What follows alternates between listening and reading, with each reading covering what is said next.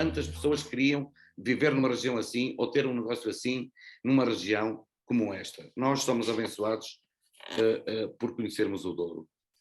Era isto que eu tinha a dizer. Muito obrigada por ter estado, muito obrigada pelo testemunho que nos deu e, sobretudo, quer dizer, não agradeço não nos ter dado uma resposta para nós darmos aos visitantes, mas daremos aquilo que nos disse sobre as várias gastronomias salteadas cá por aí ao longo de todo o Douro, desde o Porto. O Douro, foi o que eu disse, o Douro efetivamente tem alguns pratos, mas não é das melhores regiões para isso. Nós, restauradores, temos que criar pratos Trás-os-Montes, Alto Douro e alguns pratos transversais ao país.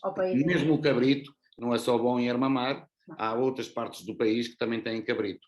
Portanto, e também não podemos dizer que temos o bolo borrachão. Isto são coisas que eu acho, agora temos um terroir bom, temos um bom azeite, temos bons produtos e temos um vinho como ninguém. Portanto, através disto, só temos que criar e fazer pratos que nos identifiquem.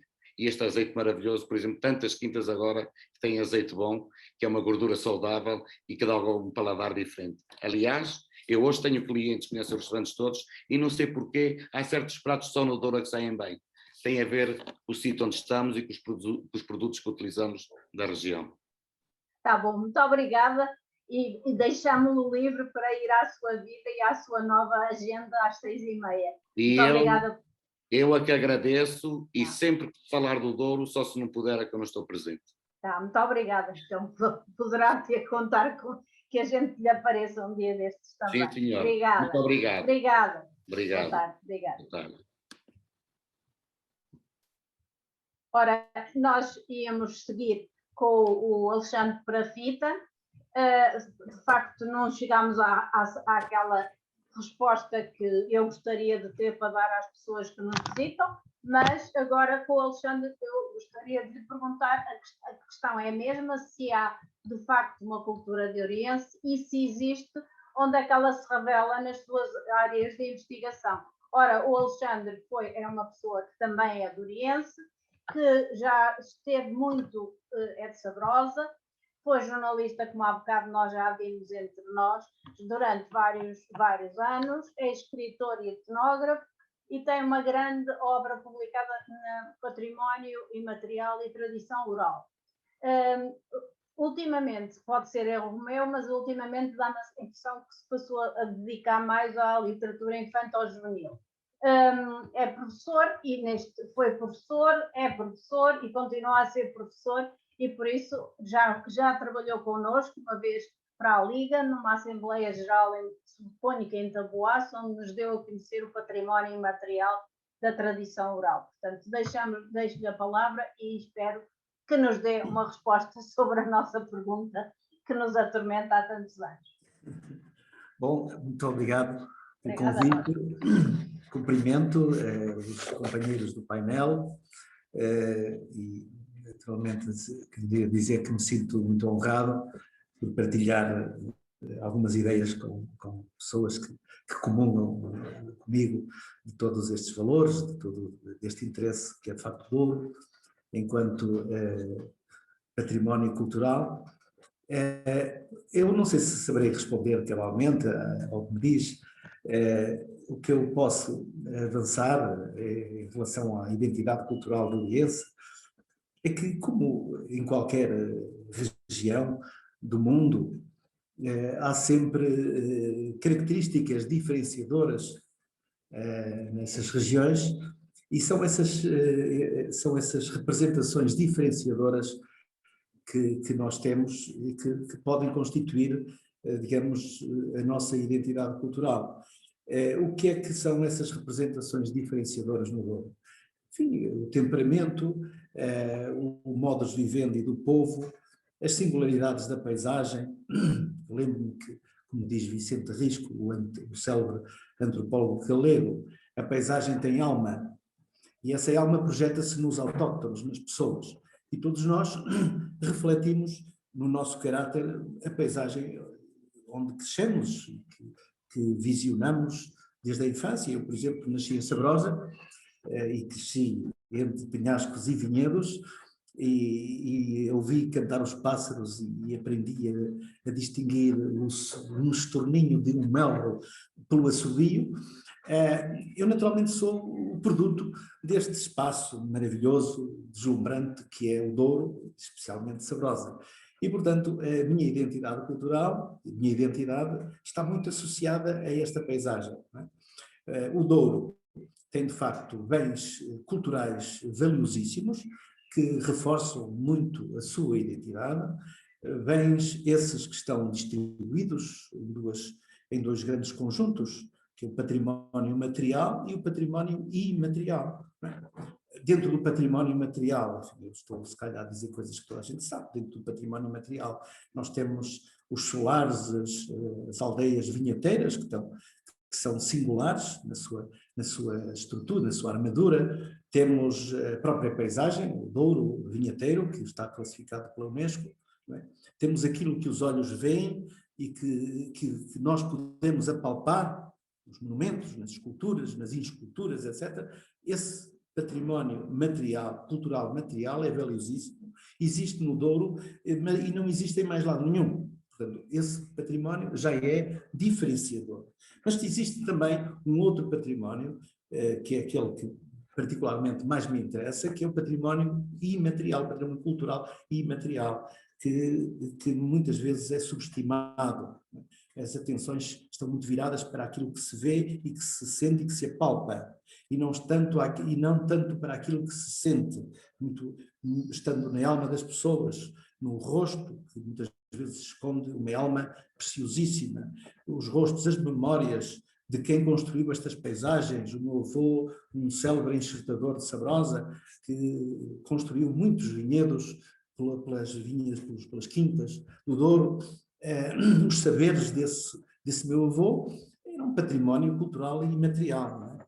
E temos os lugares de memória, a imaterialidade dos lugares de memória, que muitas vezes se desconhece, são bens culturais muito valiosos. E, claro, depois toda a geomitologia do Douro, associada ao seu lendário, as suas figuras míticas, almas penadas, lobisomens, mouras encantadas, que nós encontramos nas nossas lendas, no Douro Sul, por exemplo, falou há pouco em Taboaço, é uma zona que, pelas suas escarpas, propicia muitas lendas. Cada bocadinho do concelho há um vestígio rupestre, há qualquer coisa, e há uma lenda associada a esse lugar.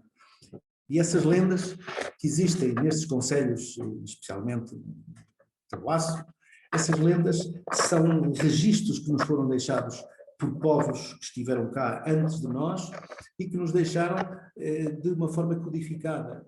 As lendas são códigos que muitas vezes nós não conseguimos interpretar, mas se nos debruçarmos rigorosamente sobre esses códigos, nós conseguimos encontrar mensagens que nos foram deixadas pelos antepassados. Por isso que nós temos que respeitar muito bem a paisagem, ter em atenção os lugares e a memória desses lugares e o que é que o povo sabe sobre esses lugares. Estou-me a lembrar, por exemplo, das gravuras rupestres, não é? Que, como todos sabem, construiu-se uma barragem que gastou milhões ao erário público, não é? E havia nesse lugar onde se construíram as barragens, havia gravuras rupestres que foram descobertas teoricamente em 1995, mas elas já eram conhecidas através das lendas. Existe uma lenda sobre o cavalo de Nasoco que o povo conhecia, chamava-lhe até o lugar do carneiro. O carneiro estava a olhar para um tesouro, o tesouro estava do outro lado, e do outro lado estava qual era o tesouro? Eram também gravuras rupestres, que o cavalo de Nasoco, que o povo chamava carneiro, estava a guardar. Ora bem, o povo tinha conhecimento sobre as gravuras rupestres, só que os saberes do povo eram absolutamente negligenciados, ignorados, e o povo está sempre a perder. Nós estamos sempre a perder enquanto não se olhar para o património imaterial com olhos de frente. Eu tenho muita pena. Neste momento está a decorrer a Selva Azul, que há pouco falei com o Manuel Carvalho, não é? Que ele escreveu no editorial, este programa de recuperação e resiliência. O que é que consta dentro desse programa de resiliência dirigido para o património cultural e imaterial? Para o inventário dos bens culturais e imateriais do Douro, porque é nos bens culturais e materiais do Douro que está grande parte da identidade cultural. Não sei se querem que eu continue a falar sobre isto, mas não pode, talvez aguardando que me façam alguma questão mais direcionada, porque se eu começo a falar, às tantas ainda me arrependerei em relação a alguma coisa que possa dizer, porque eu sinto alguma mágoa pelos poderes, em relação aos poderes instituídos, alguma mágoa. Eu lembro-me, e já agora talvez termine com isto, eu lembro-me que eu participei com uma equipa de antropólogos galegos e etnógrafos portugueses para apresentarmos à Unesco uma candidatura para se classificar o património imaterial galego-português, que é um património comum, as mesmas lendas de lá são de cá, mudam por nós na paisagem, mas as lendas, os contos, os provérbios, os rituais de morte, as festas, é tudo comum, e em Lisboa eles nem sabiam do que estávamos a falar. O governo português, através do Ministério da Cultura e dos gabinetes, negligenciaram absolutamente, até nos ridicularizaram. A mim, pessoalmente, não, mas a pessoas que eu considero verdadeiros sábios, pessoas que fizeram trabalhos magníficos pela cultura galega ou portuguesa, e que não sabia fazer. Portanto, eu penso que deveria haver uma atenção muito maior em relação a estes valores, a este património que o Douro tem, e que, a meu ver, com o desaparecimento das pessoas idosas, como sabe agora a pandemia, infelizmente, está a levar muita gente aceleradamente. Eu temo que um dia destes nós, se quisermos fazer um inventário do nosso património imaterial, já não tenhamos estes tesouros vivos, estes intérpretes da memória. Para além disso, os trabalhos rurais foram alterados, os rituais de morte, felizmente, já não se realizam como se realizavam,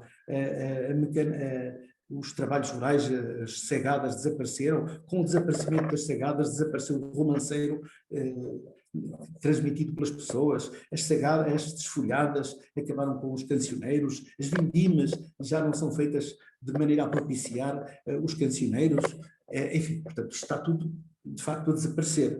E nós, sociedade moderna, não estamos a olhar como deve ser para este património. Muito obrigada. Depois, se quiserem mais... Depois, se houver perguntas, agradeço que as coloquem no bate-papo para eu depois as passar. De qualquer modo, já nos deu o seu testemunho no que diz respeito à existência dessa tal imaterialidade desse património que felizmente registou em muitas das suas publicações e que, de certo modo, esse não vai desaparecer, se Deus quiser, e seria bom, de facto, que houvesse mais gente envolvida nesse registro e nessa divulgação, como esteve o Alexandre durante estes anos todos.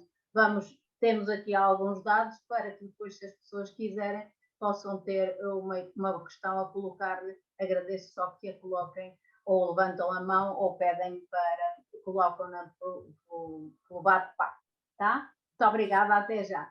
Helena, passamos assim, se faz favor.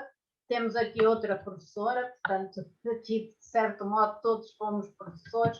A Helena é de Vila Real, também é doriense, foi professora durante muitos anos, foi também diretora regional da Cultura do Norte, coisa que eu só soube aqui há poucos dias, e atualmente foi por aí, nesse caso, que nós a convidámos, para além de ter participado na Liga e ter sido um membro ativo de uma comissão de educação da Liga, onde nós trabalhamos em conjunto, é atualmente presidente da Tertúlia João de Araújo Correia, portanto, o médico doriense que tanto falou sobre o Douro e que tantas histórias nos conta, quer como médico, da sua experiência de médico, quer como pessoa e doriense, habitante do Douro. Além disso, a Helena e a Tertúlia têm tido um trabalho meritório no que diz respeito à reedição das obras que estavam esgotadas e, portanto, devagarinho vamos tendo hipótese de reler João de Araújo Correia. Boa tarde a todos, muito obrigada pelo convite. Eu queria, antes de tudo, esclarecer que eu não sou especialista nem na história do Douro, eu tenho uma vivência muito urbana, mas nem sou especialista em literatura, mas de qualquer forma não podia deixar de aceder ao convite que me fizeram e sobretudo ter a oportunidade de falar um pouco de João de Araújo Correia e da literatura ligada ao Douro, que eu acho que isso é a parte mais importante. E quando se fala de Douro, curiosamente, e ainda bem que está aqui presente, uma amiga de uma comunidade de leitores a que pertenço, a Isabela Alves, que está aqui a olhar para mim, falou numa das últimas sessões de um livro que eu fui a correr comprar, que é Volta a Portugal, de Álvaro Domingues, e que na parte dedicada ao Douro, começa assim, desculpem, é que eu escrevi o texto e por isso de vez em quando eu vou deitando o olho para aqui. Então começa assim, o Douro é uma terra com excesso de identidade. Certamente esta frase é extremamente polémica e precisaria de ser muito desenvolvida. Eu não vou por aí, mas diz a certa altura: o Douro extravasou há muito a sua geografia confinada. O rio que lhe dá o nome é um gigantesco escadório de águas turbinadas, espelhos solcados por barcos de recreio. E realmente o Douro é um rio com mais de 900 quilómetros, que faz fronteira em mais de 100 quilómetros e atravessa todo Portugal no sentido oeste-oeste.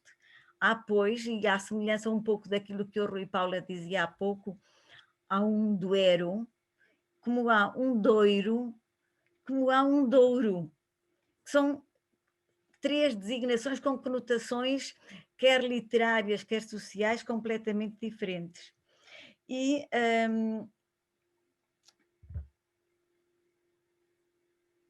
eu dizia que é sobretudo o Douro património da humanidade, o Doiro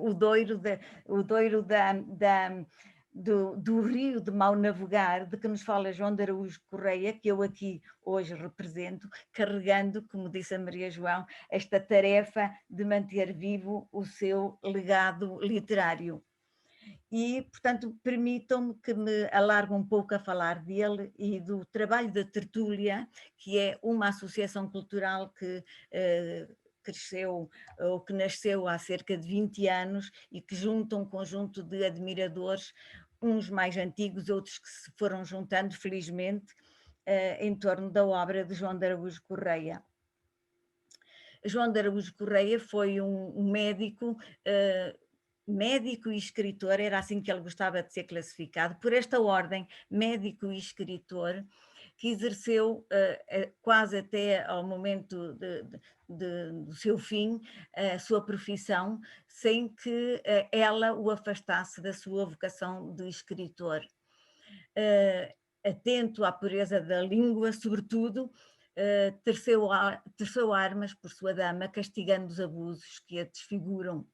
Exerceu clínica, escrevendo longe dos meios científicos e literários. A sua vida e a sua obra são um exemplo de perseverança em condições pouco favoráveis.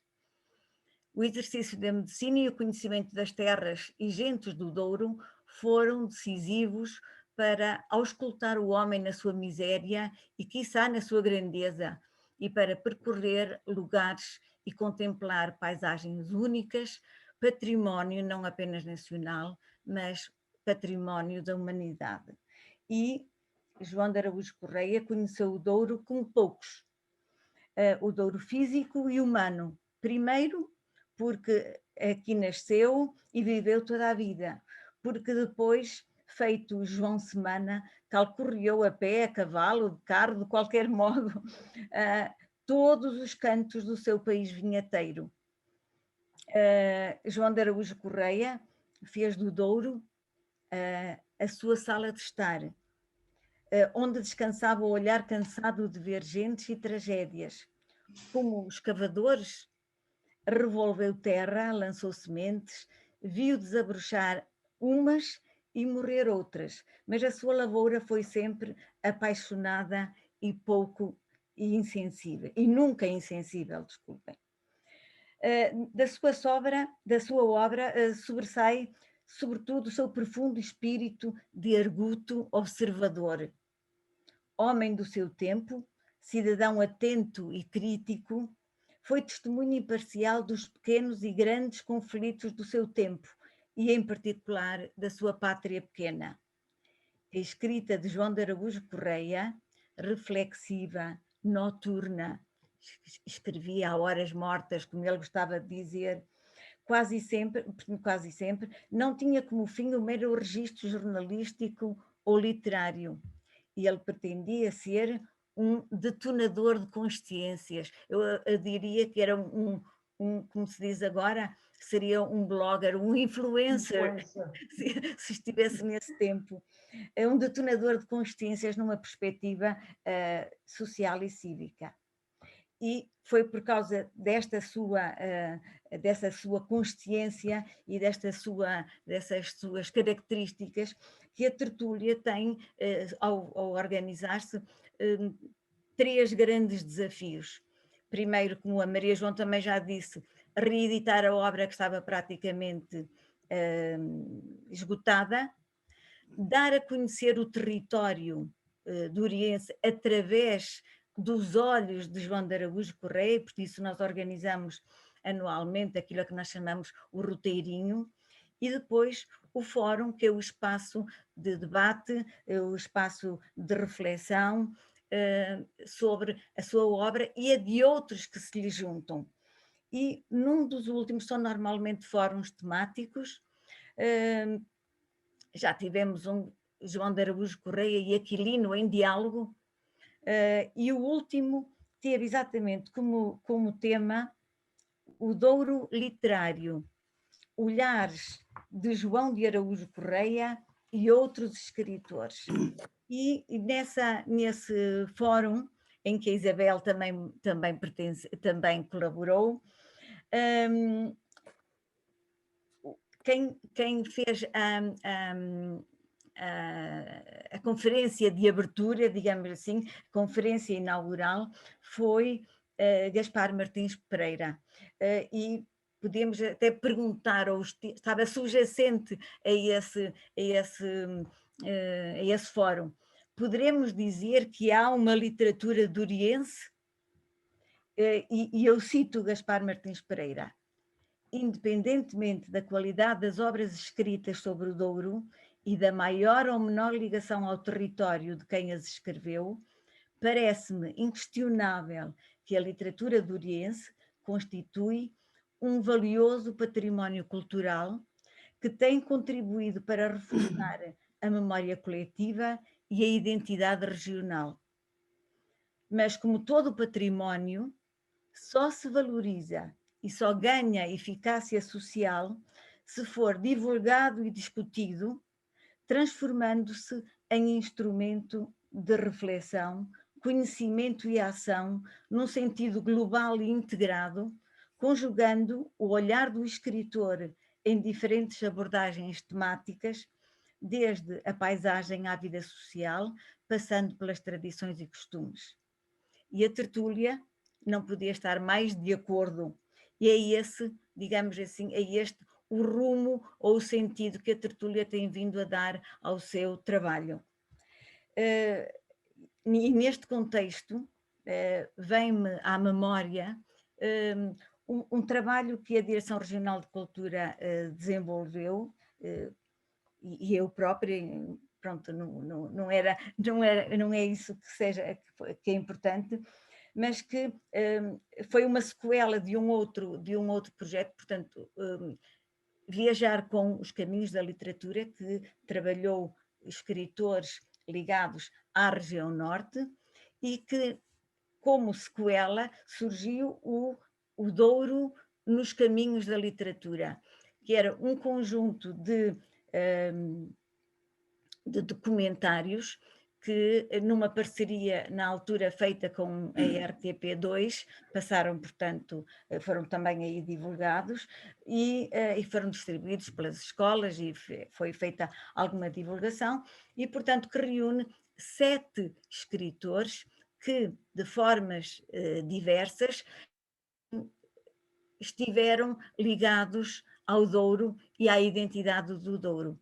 Falo naturalmente de João de Araújo Correia, falo de Miguel Torga, falo de Trindade Coelho, falo de Guerra Junqueiro, falo de Aquilino Ribeiro, falo de, deixa eu ver se eu não me esqueço falo de Domingos Monteiro, falo de Pina de Moraes, suponho que disse todos. Aliás, se nós quiséssemos outros, na altura destes escritores, já só guardamos a memória porque já não estão entre nós. E esse, na altura, era uma das regras, porque trabalhar com os que ainda estavam entre nós não é uma tarefa tão fácil ou tão execuível. E, portanto, só este conjunto já daria para nós ficarmos com uma ideia muito clara dos dramas, das tragédias, da paisagem, do património, como disse o Parafito, do património material e imaterial desta região. De igual modo, veio-me também, porque estava na minha estante, uma antologia que foi organizada por Eugênio de Andrade em 1990, a Canção do Mais Alto Rio.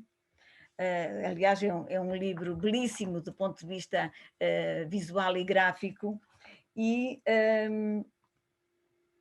ele dizia, na sua introdução, que, portanto, como eu disse, de 1990, diz: eu subi há dias o Douro numa lancha da Marinha. Era setembro. Os dias estavam lúcidos e maduros como cachos nos socalcos, e uma aragem fina punha na água um arrepio que não chegava a enrugar-lhe a pele transparente. E um bocadinho mais adiante, o Douro era ainda um rio, o Douro era ainda uma canção. E o seu lamento, o seu de Eugênio, era que não houvesse quem cante ou componha, ou quem cantasse ou quem compusesse essa canção. Talvez Teixeira de Pascoais o pudesse ter feito, mas o Pascoais dedicou-se mais ao marão e esqueceu-se das águas do rio. Agostina, da mesma maneira, diz: o Douro não é ninho de poetas, como se diz de outros lugares e províncias e caminhos andados, mas não há quem ama a terra como o homem do Douro. E Torga também dizia: o Douro que não tem um poeta à sua altura. Os seus, agora digo eu, que são aliás, digo eu e diz igualmente o Eugênio de Andrade, que os seus cantores, além dos melros e dos ralos, são alguns prosadores. E desses prosadores nós, de alguma forma, já fomos falando.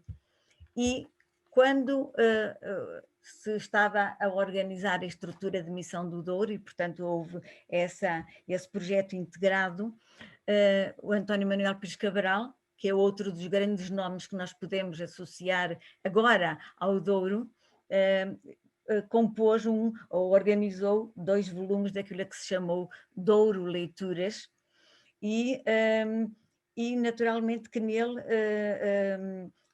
também se diz que o Douro inspirou não só escritores seus naturais, como escritores nascidos em outras partes, mas que por qualquer motivo também se deixaram prender do fio ténue, mas tremendamente tenaz, com que o Douro arma o laço aos que algum dia o viveram.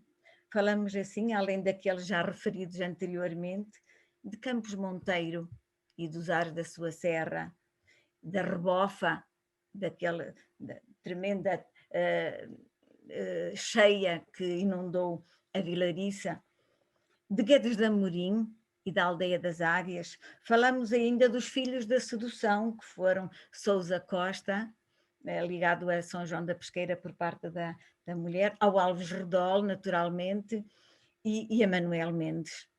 E outros poderíamos acrescentar, como podemos dizer que são poetas menores, não é importante, mas Fausto José, que viveu em Armamar e que trazia para o Douro o José Régio, o Tomás de Figueiredo, que atrás da caça, ou com o pretexto da caça, faziam grandes tertúlias na região do Douro, em Aldeia de Cima, casa de Domingos, casa de Fausto José.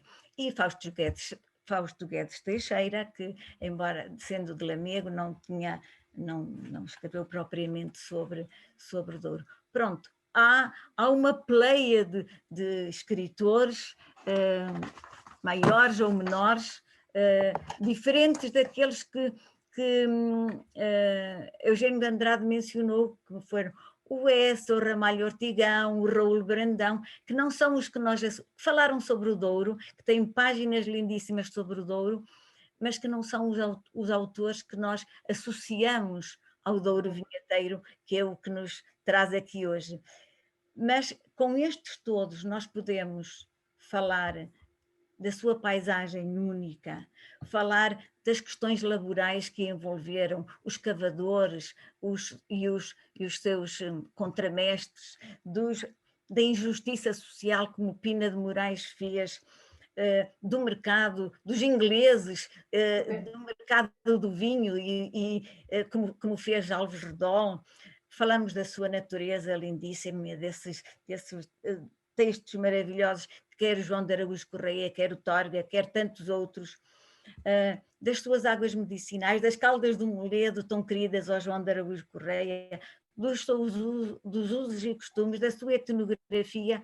Portanto, há todo um mundo, há toda uma cultura palpitante que se pode buscar aos escritores. De qualquer modo, Helena, e já deixo agora este desafio, quer para si, quer também para as outras pessoas que estão a assistir e também ao Parafita. Até agora eu sinto que há um certo desencanto, uma certa tragicidade associada ao Douro. E como gostaríamos todos que nas escolas, por exemplo, João de Araújo Correia e outros destes autores, pudessem ser trabalhados de uma determinada maneira, se nós queremos que estes jovens adotem o Douro como sendo dele, e é uma das nossas lutas dentro da Liga, vão pensando numa segunda ronda, depois de dar a palavra ao Manuel Carvalho, se há alguma hipótese de nós conseguirmos dar a estes jovens, através da literatura, um trágico que é ultrapassável, para poderem viver e adotar o Douro como a sua própria terra, tá? Pode ser? Vão pensando nisso à medida que vamos andando. Manuel Carvalho, desculpe, passo a si agora. Não sei como vai pegar, mas com certeza que vem. Tem muita informação. Bom, boa tarde a todos de novo, por um prazer estar aqui convosco. Bom, eu vou tentar seguir o roteiro do tema que é proposto para esta nossa conversa sobre, enfim, discutir se existe uma identidade cultural no Douro, se existe, como é que ela se manifesta, como é que ela se produz e como é que de alguma forma ela se cultiva. E começaria por dizer que se nós olharmos para aquilo que podemos definir como as condições para a produção de uma identidade, nós estaremos todos de acordo, e aliás os meus companheiros de conversa já o foram dizendo nas suas intervenções. Nós temos de facto uma paisagem altamente identitária, nós temos uma cultura cotidiana altamente identitária, temos uma economia muito centrada num produto, temos uma história absolutamente única, é uma história recente, uma história de 3 séculos, provavelmente pouco mais do que isso, mas apesar de tudo é uma história muito vincada nas suas diferentes características e muito influente naquilo que é a história geral do país.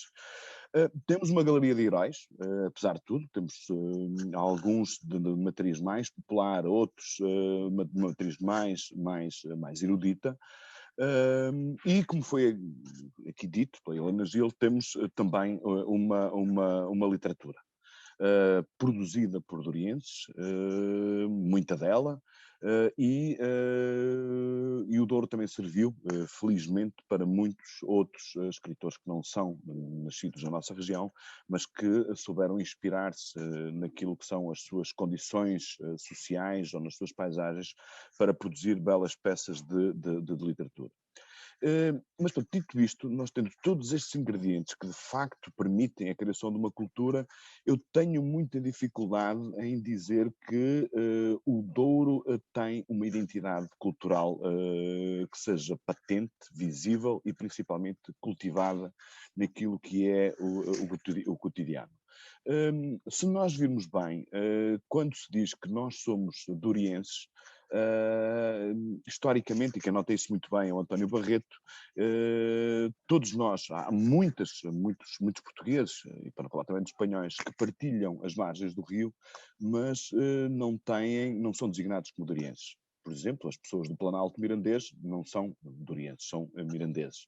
As pessoas do Porto, ou do distrito do Porto, ou daquilo que são antigamente nas províncias, se designava pelo Douro Litoral, não são dorienses. Os dorienses são os do Alto Douro, são os habitantes de uma região que foi demarcada pela primeira vez em 1756, ou seja, até do ponto de vista da identidade, nós temos um mapa que, parecendo que não, de alguma forma estabelece fronteiras, mesmo que seja psicologicamente distinto do que está de lá de cá, do xisto, e do que está de lá, mas eu acho que não vejo o Douro ser capaz de se afirmar como uma identidade regional vincada, ou pelo menos não é da mesma forma como o são, sem dúvida nenhuma, o Alentejo, e também como é de alguma forma os transmontanos, ou seja, porque enfim, nós, até as pessoas da minha geração, eu quando vim para o Porto, dizia que era transmontano, só muito mais tarde é que comecei a dizer que era doriense, porque dentro daquilo que era a agregação Trás-os-Montes e Alto Douro, de facto o que era mais marcante na identidade da província era, sem dúvida, Trás-os-Montes. Eu acho que hoje isso já se fez um caminho e já posso dizer que de alguma forma sou doriense e as pessoas sabem de onde é que eu sou. Mas para todos os efeitos, do ponto de vista da projeção daquilo que é a capacidade de produzir uma identificação de uma série, de um conjunto de imagens e de valores culturais, ou seja, aquilo que tece uma identidade, eu acho que o Douro continua a ter ainda qualquer coisa capaz de cozer, de cozinhar, de alinhar e de conjugar as diferentes matrizes da sua própria identidade. E se nós tentarmos perceber porque é que isso acontece, eu acho que há duas explicações que eu consigo encontrar. Por um lado, por desconhecimento, a maior parte dos dorienses não são capazes de perceber a grandeza da sua própria herança patrimonial, histórica, não são capazes de perceber. Eu dou, por exemplo, um exemplo disso. Eu pergunto, se nós olharmos para aquilo que é a toponímia das nossas localidades, nós temos uma série de nomes que são pessoas muito ligadas àquilo que é a história e a memória identitária da região, que as pessoas pura e simplesmente não conseguem identificar. Não sabem quem é o Antão de Carvalho, não sabem quem é o Teixeira de Sousa, não sabem quem é o Alves Pedrosa, não sabem quem é o Washington Luís. Eu estou apenas a dar uma série de ruas que existem ainda hoje em Aljó e seguramente que os meus concidadãos não sabem o que é, quem são aqueles nomes e porque é que as ruas da sua própria localidade foram dedicadas àqueles personagens, porque não sabem. Não sabem até muitas vezes, no uso cotidiano, deu-lhe a filoxera ou trabalha como um galego, não sabem ancorar essas expressões usadas no cotidiano, vulgarizadas no jargão do dia-a-dia, não sabem contextualizar na identidade histórica. Não sabem aquilo que é o valor, porque é que o Douro foi distinguido pela Unesco como um património mundial. Não sabem aquilo que é a importância e o reconhecimento que o vinho do Porto, ou algumas companhias históricas do vinho do Porto têm a projeção mundial que elas próprias que conseguiram cultivar ao longo do tempo. Não sabem o valor e a importância que a história do Douro teve na própria história de Portugal, principalmente ao longo do século XIX. Portanto, isso é um desconhecimento que tem uma outra raiz, com o facto de nós termos um ensino demasiado massificado que não permite que cada uma das suas regiões seja capaz de incutir nos jovens dessas mesmas regiões aquilo que são os valores da identidade local ou regional. Evidentemente que eu acho que há um certo risco quando nós caímos no excesso do regionalismo, mas eu aí prefiro sempre daquela tese do Torga, quando ele dizia que o universal é o local sem as paredes. E, portanto, se há uma região que de alguma forma cosmopolita é o Douro, sempre esteve muito aberto ao interior, foi colonizado, digamos assim, por transmontanos e por beirões, desenvolveu-se através de uma longa troca de valores e troca de bens económicos com o Porto e com o mundo, e, portanto, é um problema com o qual nós conseguimos viver muito facilmente, porque se há uma região cosmopolita na sua própria identidade, é o Douro. E, portanto, falta também o poder agregador de instituições regionais. Nós sabemos que, historicamente, o Douro sempre foi partilhado, nunca teve nenhum tipo de identidade política. A própria, quando foi discutida a divisão do país em províncias, nos anos 30, sempre houve um certo receio em dar uma unidade ao Douro. Foi por isso que o Douro foi espartilhado entre Trás-os-Montes e as Beiras. Nós atualmente, houve uma instituição que se tornou muito agregadora e muito identitária, que foi a Casa do Douro, que, como nós sabemos, já teve períodos, já viveu o seu período histórico mais fulgurante.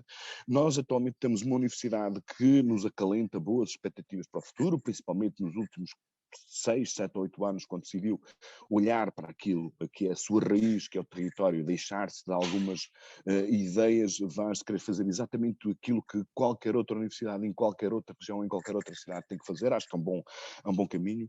Temos, sem dúvida, o Museu do Douro, que é, do ponto de vista de produção cultural para alicerçar uma identidade, é sem dúvida, ou tem sido sem dúvida, a instituição mais preciosa que nós temos na nossa região, mas, portanto, também ainda falta, portanto, uma capacidade de haver uma densidade institucional capaz, portanto, de suportar, portanto, essa rede, uma rede suficientemente sólida para projetar uma identidade. Portanto, isto em jeito de síntese, eu diria que nós somos portadores de uma identidade que não praticamos. Ela existe, aquilo que são as marcas vinculativas de uma identidade, nós temos-las numa profusão que muito poucas outras regiões, se é que existe alguma, e aí talvez eu colocasse mais uma vez a exceção do Alentejo, mas nenhuma outra região tem marcas de identidade tão profundas, tão nítidas e tão específicas de uma região como o Douro tem, mas a cultura não vive apenas de solos, de paisagens, de livros escritos no século XIX ou no século XX, vive de uma afirmação pessoal, vive de uma experiência pessoal, de uma vivência e de uma constatação que cada um de nós tem sobre a importância que é e o que é exatamente, o que significa exatamente sermos do Douro, neste caso em concreto, e desse ponto de vista Eu acho que nós já percorremos nos últimos 20 anos um longo caminho. O Douro tornou-se uma marca do próprio país. Há 30 anos atrás não víamos uma apresentação de um filme sobre o que é Portugal com uma paisagem do Douro como vemos hoje. O Douro era uma coisa completamente adormecida, esquecida, algures no meio, algures entre Trás-os-Montes e a Beira. Hoje, felizmente, as coisas já não são assim. Eu vejo que mesmo até nas novas gerações já começam a dizer com algum sentido de pertença, com algum orgulho, se quiserem, que são dourienses. Portanto, nós estamos a fazer o caminho, mas acho que ainda não percorremos a distância suficiente ao ponto de podermos dizer que o Douro tem uma identidade cultural forte, que vive essa identidade cultural e que é capaz de projetar sem qualquer tipo de dúvidas e sem qualquer tipo de inconsistências.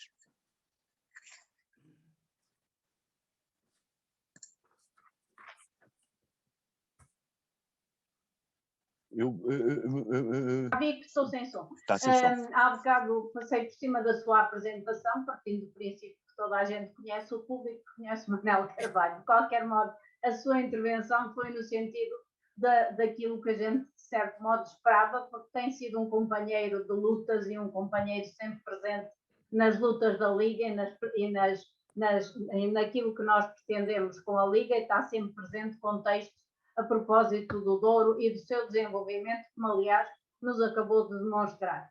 De qualquer modo, eu gostava só de lançar uma última pergunta que já lancei há bocadinho, que foi sobre como é que nós podemos fazer com que alguns, não sejam só alguns, que haja mais gente que tenha esse sentido de pertença e que tenha essa vontade de ser douriense e pelo Douro lutar. Eu já há bocado lancei o repto à Helena Gil por causa das escolas, porque agora vou puxar um bocadinho a brasa à sardinha da Liga, que é nós temos feito um trabalho com a UTAD, como há bocado o Manuel Carvalho disse, que a UTAD tem estado muito atento.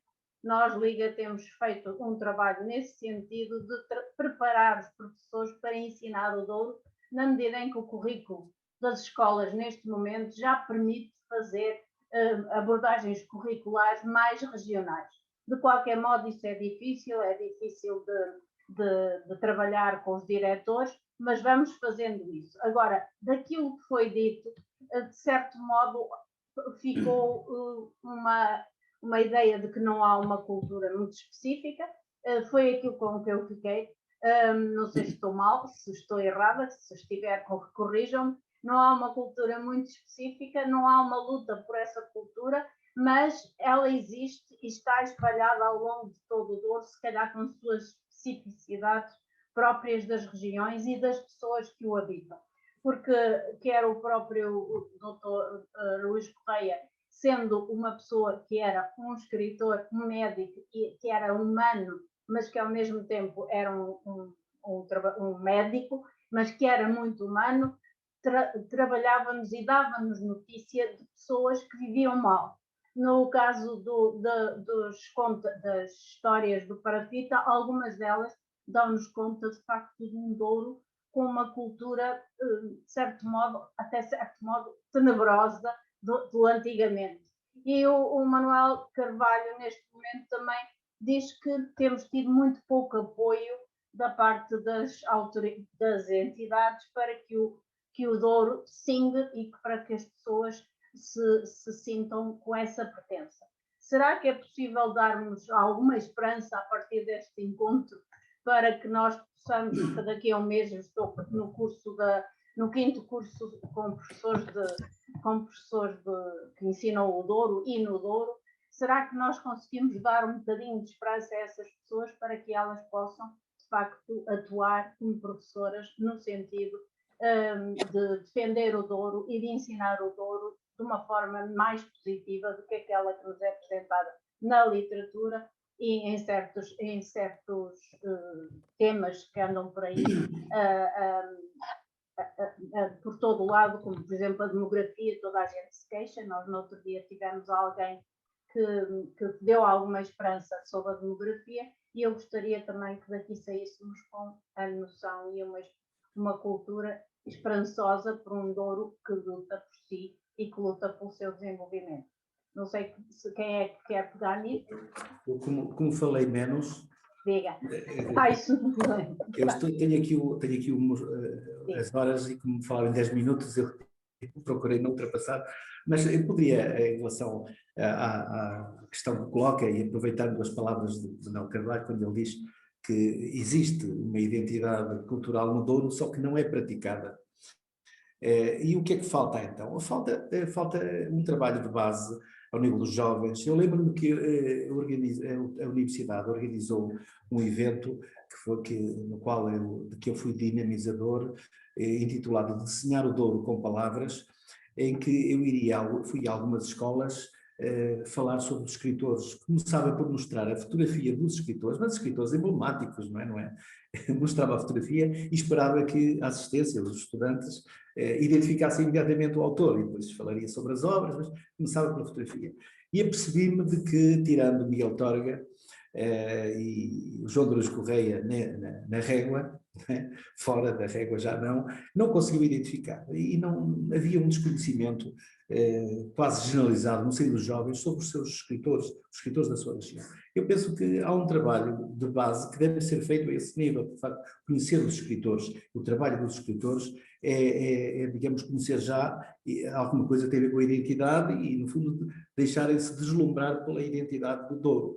Mas eu também queria dizer que entendo que os jovens não devem viver obcecados com a identidade cultural. Não é? Se nós vivemos obcecados com a nossa identidade cultural, não é? Corremos o risco de cair no campo controverso do etnocentrismo cultural. O Douro já passou por isso. Quem hoje ainda se recorda no Douro os célebres contos de galegos, aliás o Manuel Carvalho falou um pouco na questão dos galegos, não é? Esses contos de galegos, que aliás eu tenho alguns publicados nas minhas obras, não é? Que recolhi no Douro, não é? Contêm sinais de um tempo em que os galegos eram de facto ridicularizados no Douro, eles vinham trabalhar, traziam as suas famílias, no tempo da filoxera. O Douro deve muito aos galegos que vinham. Nessa altura a Galiza era um território muito pobre, eles vinham aqui buscar o seu sustento ao Douro, não é? E ficaram expressões que ainda hoje fazem parte das expressões idiomáticas, como, sei lá, não sair da cepa torta, por exemplo, não é? Trabalhar como um galego, pariu aqui a galega, por exemplo, que é uma expressão que eu particularmente não gosto de nada, não é? Filho de um galego, anda galego. Até há, inclusive, uma expressão que é fósforos de espera galegos. São, inclusive, contraditórias. Umas apresentam o galego como um trabalhador, portanto, muito trabalhador, outras o galego como um preguiçoso, quando diz fósforos de espera galego, porque o galego gostava muito de trabalhar. Enfim, galegada, galeguice, etc. Portanto, houve um tempo em que, de facto, o etnocentrismo dos dourienses tinha estes sinais. E isto também deve desaparecer. A nossa identidade não tem que ser melhor que a dos outros. Não é? Eu valorizo muito a multiculturalidade, não é? Sobretudo a multiculturalidade assente na diversidade cultural. A diversidade fomenta a criatividade. É uma forma de dinamismo social e económico que enriquece a vida humana, suscitando criatividade, suscitando a inovação. Contudo, é preciso também que uma cultura não se deixe absorver pela outra, dominando-a num processo de culturação, que infelizmente nós também estamos a assistir um pouco o país, não é? Os jovens que subestimam também a sua identidade, não é, cultural, não é? E nós sabemos que hoje os jovens vão para Erasmus e muitas vezes ignoram. Quando eles vão para Erasmus, os alunos meus, eu costumo recomendar sempre que levem um livro de Torga e que nos momentos de maior desencanto, frustração, momentos sombrios, que se refugiem numa leitura de Torga, porque eles sentirão mais nobres as suas raízes. Não é? Eu costumo comparar um jovem que respeita e preserva as suas raízes a uma árvore com raízes profundas, não é? Essa árvore, se as raízes apodrecem ou desaparecem, qualquer vendaval, qualquer enxurrada tira essa árvore para as valetas, não é? Ora, se ela tiver raízes fundas, profundas, ela tem é que se agarrar. E, portanto, os jovens que muitas vezes têm mesmo que deixar as suas terras para sobreviver ou para procurar outros desafios, eles, no mundo global em que vivemos, arriscam-se a viver momentos sombrios de frustração e desencanto. E se tiverem, de facto, uma identidade cultural, se tiverem marcas identitárias, deslumbramento pelas suas raízes, eles serão certamente mais felizes e viverão sempre com aquele sonho de regressarem às origens. Isso, a meu ver, é aquilo que falta cultivar nas escolas. Para que os jovens... ter uma voz para poderem lutar pela região. Não é? Exatamente. Eu concordo muito com que nas escolas se trabalha um bocadinho mais a identidade. As lendas das terras, dos lugares, que se procure interpretar essas lendas e não, muitas vezes, brincar com elas, porque as lendas não são propriamente textos brincalhões. Um conto tradicional, que se diz um conto, quem conta um conto acrescenta um ponto. Mas não se diz de uma lenda, quem conta uma lenda acrescenta uma emenda. Se lhe acrescenta uma emenda, pode-se estar a destruir a matriz. E a matriz é fundamental. E, portanto, eu entendo que há, de facto, muitos conteúdos ao nível que são profundamente identitários no Douro. Em alguns aspectos estou em desacordo com o Manuel Carvalho, noutros estou profundamente de acordo, mas isso tem que ser, é mesmo assim. Entendo que, de facto, há muito no Douro para se valorizar em termos de identidade.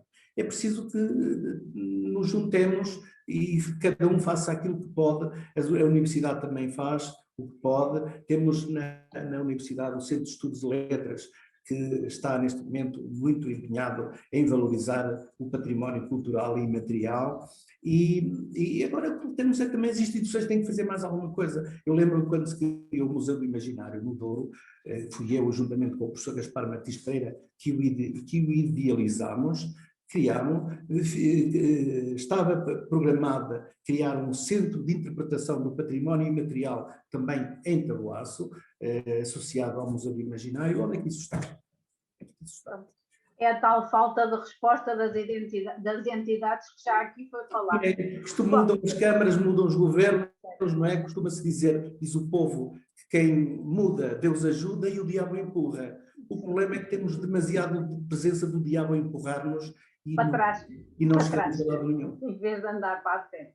Nós vamos dar só mais 5 minutos para podermos cumprir o mais ou menos o horário, e eu pedi à Helena, pergunto à Helena se já quer responder àquilo que eu lhe disse brevemente, e depois pedi ao Manel Carvalho que fizesse o wrapping up disto tudo, que fizesse o embrulho daquilo que foi dito e que nos dê alguma esperança, dados os seus estudos sobre o desenvolvimento da região. Helena. É assim, a tertúlia tem tido muita preocupação de trabalhar com as escolas. E, sobretudo, com a escola João de Araújo Correia. Já fomos bem-sucedidos, já fomos menos bem-sucedidos.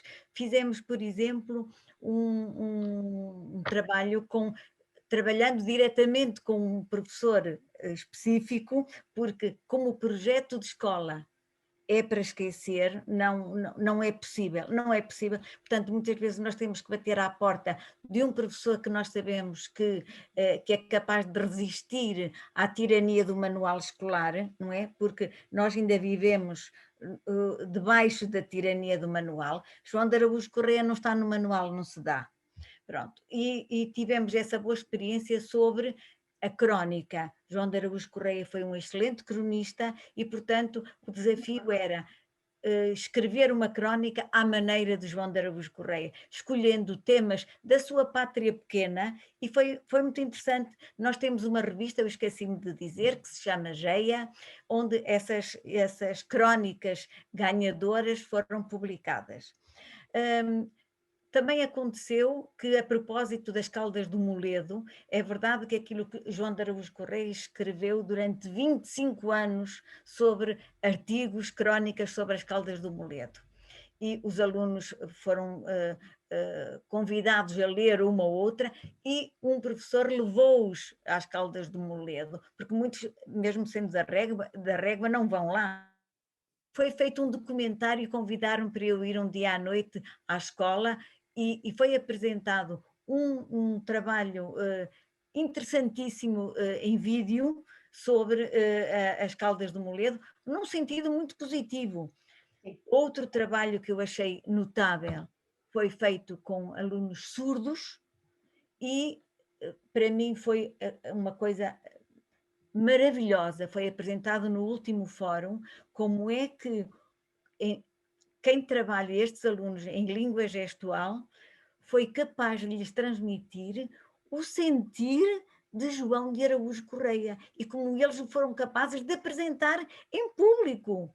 Foi uma coisa extraordinária. E outro foi já na área dos trabalhos artísticos, que foi o João de Araújo Correia era um defensor acérrimo das árvores. E então o tema era as árvores. Atual, é um tema super atual, não é? E vários alunos, portanto, quer do liceu aqui em Vila Real, que tem a componente artística, quer da Régua, e foi uma exposição que tivemos no Museu do Douro. Pronto, e eles Helena, desculpe interrompê-la, mas não lhe posso dar os 5 minutos todos assim. E, portanto, também já eu sei que há escolas onde as coisas estão a ser feitas e onde os professores têm que ser os específicos para ser escolhidos, mas não era isso que a gente queria. Manuel, quer terminar, se faz favor, e agradecer-lhe o seu poder de síntese de há um bocado. Bom, eu não tenho muito mais a acrescentar. O que eu acho é que nós temos uma vantagem, é que nós temos muito conhecimento acumulado sobre nós próprios. Felizmente, não há nenhuma região do país onde haja tantos livros, tantos estudos publicados sobre diferentes áreas da sua vivência, seja sobre a economia, seja sobre a história. Não há nenhuma região do país sobre o qual se tenha escrito tanto em português, ou em inglês, ou em holandês, ou em várias línguas do mundo, como há no Douro. Agora, o que me parece também é que muitas vezes esse conhecimento está demasiado fechado em arquivos, e o que era fundamental neste esforço que, enfim, vocês estão a fazer, nomeadamente junto das escolas, no divulgamento dos nossos escritores, na divulgação, perdão, dos nossos escritores, daquilo que é a nossa memória coletiva, daquilo que é a idiosincrasia da nossa paisagem, da nossa economia, era muito importante mobilizar também esse conhecimento. Vou dar um exemplo, que é uma coisa que funcionou, isso foi uma experiência que eu tive com a minha família, com a minha mãe. Eu levei a minha mãe ao Museu do Douro para ver a exposição da Dona Antónia. E ela ficou absolutamente decidrada sobre havia imensas coisas que ela sabia, que ela conhecia, que ela reconheceu naquela exposição, mas nunca tinha sido capaz, portanto, de as organizar, de lhe dar noção, de lhe dar sentido. E, portanto, eu acho que esse tipo de tarefas, esse tipo de trabalho de base é absolutamente fundamental, quanto mais não seja para evitar aquilo que nós vimos até há bem pouco tempo nos autocarros de uma Câmara Municipal, cuja maior inscrição era deslumbrante património natural. Não é preciso saber muito sobre o Douro para perceber que nós temos um património deslumbrante, mas é um património humano, não é um património natural. Enfim, são coisas destas que eu acho que é importante e todas elas muito alicitadoras da nossa identidade. Muito obrigado a todos pela vossa atenção e pelo convite. Pela vossa presença, muito obrigada pelos vossos testemunhos. E até um dia destes. Muito obrigada a todos. António, não sei se quer dizer alguma coisa. Obrigada. Muito obrigado a todos, interessantíssimo, gostei muito de ouvir. Tenho aqui muitas notas, muitas ideias que retive e, em nome da Liga dos Amigos do Património Mundial, foi um gosto, um prazer e ficamos muito, muito agradecidos e muito reconhecidos pela vossa presença. Até breve. Até breve. Obrigada.